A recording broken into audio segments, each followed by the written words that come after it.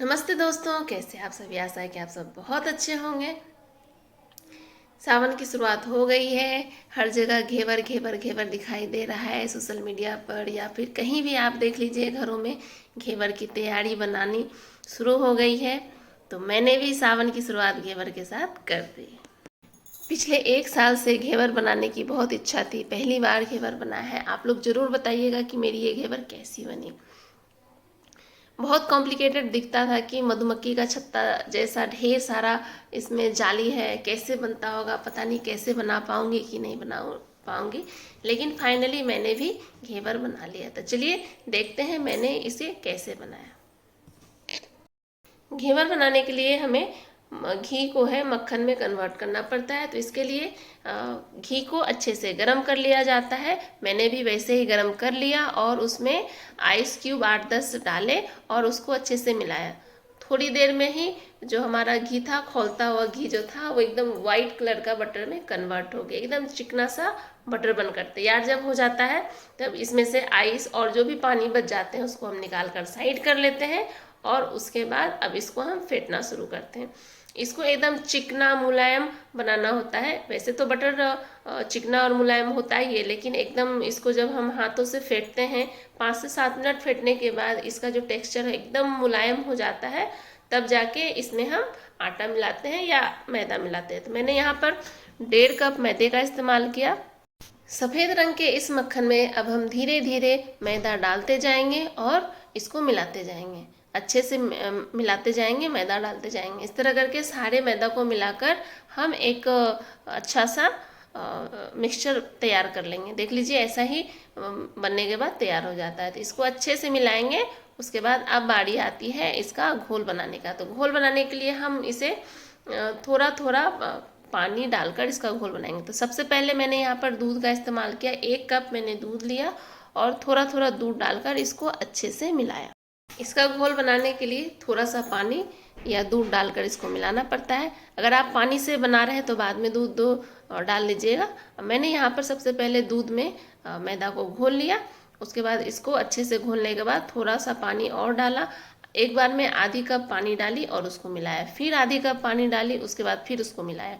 मिलाते मिलाते लगभग इस प्रोसेस में मुझे 10 मिनट का टाइम लग गया। 10 मिनट तक अच्छे से मिलाने के बाद हमारा जो घोल है अच्छे से तैयार हो गया।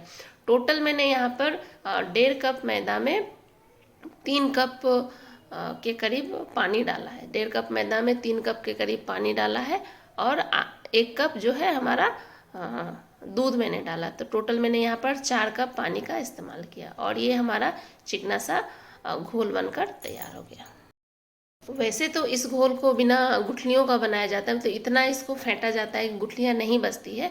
और अगर गुठलियाँ बच भी जाती है तो कोई दिक्कत की बात नहीं है, क्योंकि इसको हम छन्नी से छान कर इसकी सारी गुठलियों को निकाल लेंगे। और लास्ट वाला जो गुठली बचता है, अगर वो मिल सकता है तो उसको उसी तरह घोल में मिलाकर वापस से ऐड कर लेंगे। और मैंने यहाँ पर घोल तैयार कर लिया और उसको फ्रिज में रख दिया, क्योंकि इसके बाद मैं दूसरी तैयारी करूँगी। जब तक मैं अपने दूसरा तैयारी करूँगी तब तक हमारा जो है घोल बाहर के टेम्परेचर में रहकर गर्म हो जाएगा। और घेवर जो होता है ठंडी ठंडी घोल से बनाया जाता है। तो मैंने उसको फ्रिज में रख दिया।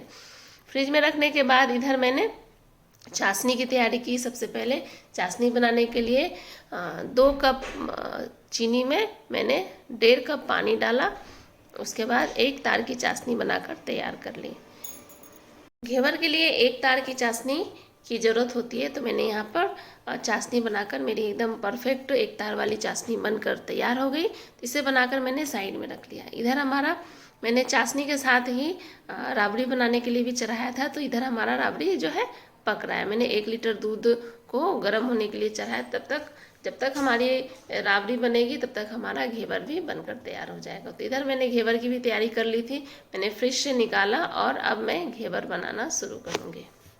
घेवर बनाने के लिए हमें जो होता है घी या तेल जिसमें भी आप बना रहे हैं उसको एकदम से धुआंधार गर्म करना पड़ता है। तो मैं यहाँ पर घी में बना रही हूँ, क्योंकि घी जो होता है, घेवर जो होता है, घी में बना हुआ बहुत स्वादिष्ट लगता है। तो मैंने यहाँ घी का ही इस्तेमाल किया और घी को एकदम हाई फ्लेम पर गर्म किया। और यहाँ पर घेवर बनाते वक्त भी हमें फ्लेम को हाई नहीं रखना। जब अच्छे से घी गर्म हो जाए तो उस इसमें एक छोटी चम्मच घेवर का घोल में से निकालेंगे और गरम घी में डालेंगे। इसी तरह से थोड़ी थोड़ी करते हुए डालेंगे।